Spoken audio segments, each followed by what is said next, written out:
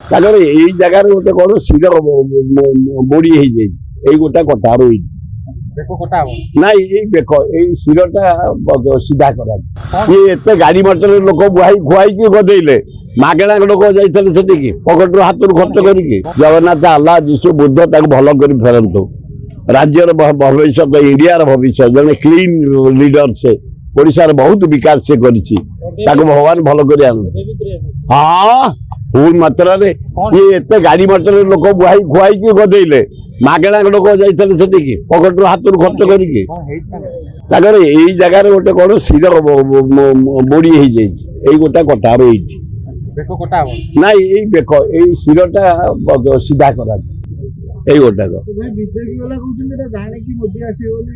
ସେଗୁଡା କାହିଁ ଶୁଣୁଛି ଏଇ ଦେଖ ୟାକୁ କହିଲେ ଜାଣିକିରି ଟିଙ୍କ ଭଳିଆ ଅଛି କେମିତି ସାରେ ଜଣେ ହେଡମାଷ୍ଟର। ଓ ନବୀନ ମୋଦି ଆସିବ, ନବୀନ ପଳେଇଲେ ବୋଲି କହୁଛନ୍ତି। ଆଏ ସେଥିରୁ କମ ମିଳିବ। ନବୀନ ପଳେଇବ, ବିଜୁ ପଟ୍ଟନାୟକ ପୁଅ ସେ। ନବୀନ ପଟ୍ଟନାୟକ ହଉଛି ବିଜୁ ପଟ୍ଟନାୟକ ପୁଅ।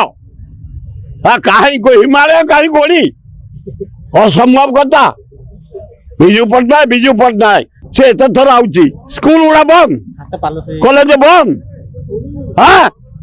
ସେକ୍ରେଟାରିଏଟ ବନ୍ଦ। ଖାଇଯା ତୁ ଜଗନ୍ନାଥକୁ ଥଟ୍ଟା କରିଛୁ, ସଫା ହେଇଯିବୁ।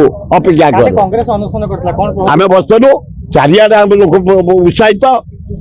ଏଗୁଡା କରପସନ କରିକିରି ପଇସା ଗୁଡାକ ଆତ୍ମସାତ କରି ଲୋକ ଗୁଡାକୁ ବୁହାଇ ଚାରିଆଡେ ଡେକୋରେସନ କରି କଟଆଉଟ ପୋଷ୍ଟର ମାରି ଗେଟ୍ କରି ଖୁଆଇ ପିଆଇ ଯୋଉ ଡ୍ରାମା କରିଥିଲେ, ତାର ବିରୁଦ୍ଧରେ ଆମେ କାଲି ବସିଛୁ। ଭକ୍ତ ଦାସକୁ ଧନ୍ୟବାଦ।